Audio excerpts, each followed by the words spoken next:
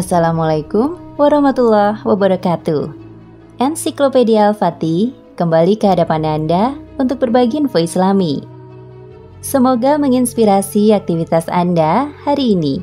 Dan jangan lupa klik tombol subscribe dan aktifkan notifikasi tombol lonceng agar tidak tertinggal berita terbaru dari Ensiklopedia Al-Fatih.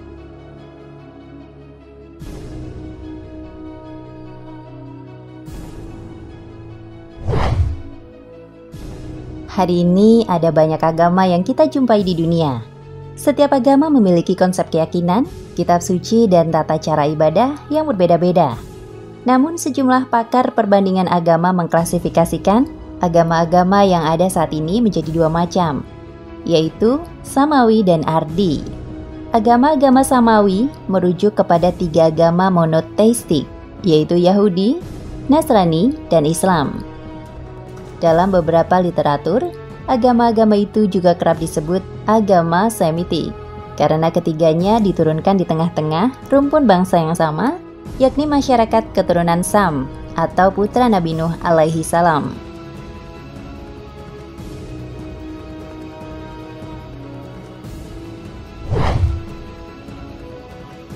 Baik Yahudi, Nasrani, maupun Islam sama-sama mengakui Nabi Ibrahim alaihi salam sebagai pembawa ajaran monoteisme. Oleh karenanya, ketiga agama Samawi itu dikenal pula dengan istilah agama Ibrahimiyah, yang dalam versi barat disebut Abrahamic Religion, atau agama yang berasal dari Nabi Ibrahim alaihi salam. Dalam New World Encyclopedia dikatakan, orang-orang Yahudi mengklaim Nabi Ibrahim sebagai nenek moyang bangsa Israel atau Bani Israel. Putra sulung Nabi Ibrahim, Nabi Ismail alaihi salam, di dalam tradisi Islam dikenal sebagai leluhur bangsa Arab.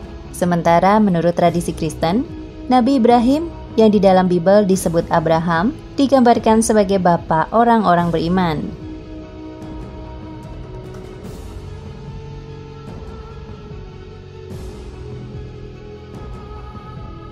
Orang-orang Yahudi menganggap diri mereka sebagai keturunan Yakub alaihi salam, cucu Nabi Ibrahim dari putra keduanya, Ishak alaihi salam.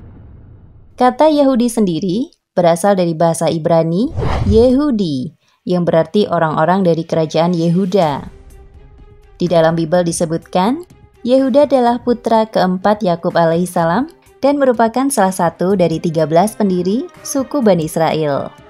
Pada periode awal Masehi, Nabi Isa alaihi salam atau Yesus Kristus hadir untuk membawa kabar gembira kepada Bani Israel. Ajaran monoteisme atau tauhid yang ia bawa tidak berbeda dengan nabi-nabi sebelumnya, baik Ibrahim, Ishak, Yakub, Musa maupun Daud. Akan tetapi sepeninggalnya Nabi Isa pada pertengahan abad pertama Masehi, sebagian pengikutnya kemudian mendirikan sekte baru yang disebut Nasrani. Secara harfiah, kata Nasrani berarti pengikut Nazaret, yang mengacu kepada nama sebuah kota di kawasan Levant, tempat Nabi Isa menghabiskan masa kecilnya.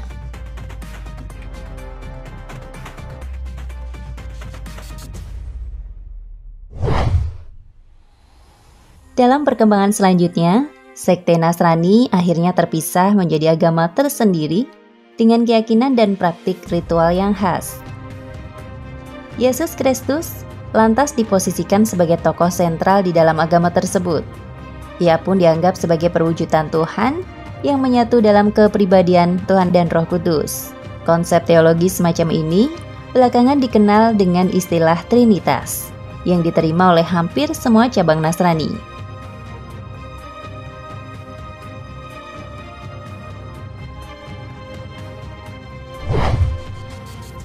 Munculnya Trinitas sekaligus menjadi penanda awal berdirinya gereja Kristen, yang di kemudian hari melahirkan beragam sekte seperti Katolik, Protestan, Ortodoks, dan sebagainya. Secara kasat mata, konsep ketuhanan tersebut jelas berbeda dengan prinsip monoteisme yang diajarkan Nabi Ibrahim, leluhur Yesus Kristus. Kelompok ini dengan setia menantikan kedatangan Sang Juru Selamat atau Isa Al-Masih yang dijanjikan dalam kitab suci mereka. Orang-orang SNS beriman pada hari kiamat kebangkitan dan kerasulan Isa alaihi salam, sang juru selamat. Tulis Al-Aqad.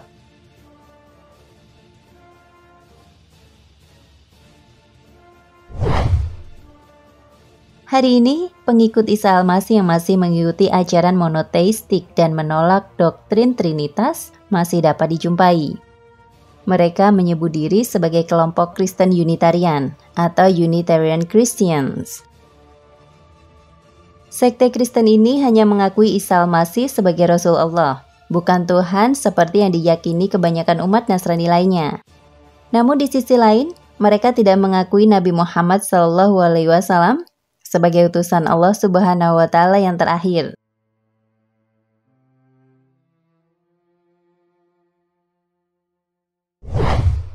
Enam abad setelah berlalunya periode kerasulan Nabi Isa alaihi salam, agama Islam akhirnya hadir di Jazirah Arab. Melalui Nabi Muhammad SAW, agama ini datang dan membawa sejumlah misi ilahiyah yang diperuntukkan bagi seluruh umat manusia. Di antara misi itu adalah meluruskan kembali ajaran-ajaran monoteistik Nabi Ibrahim yang sudah dirusak oleh tangan-tangan pendeta Yahudi dan Nasrani. Penamaan agama Islam sendiri sudah dinyatakan secara eksplisit sejak zaman Rasulullah SAW. Bahkan di dalam Al-Quran sendiri, Allah Subhanahu wa Ta'ala menegaskan, sesungguhnya agama yang diridhoi di sisi Allah hanyalah Islam. Quran Surat Ali Imran ayat 19.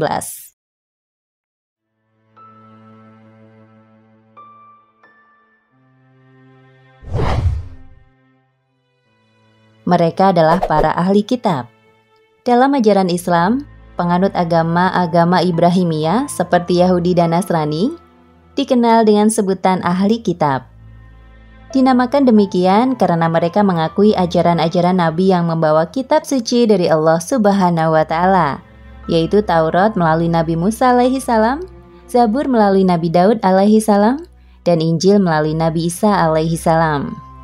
Istilah ahli kitab banyak disebut di dalam Al-Quran. Wallahu a'lam bishawab.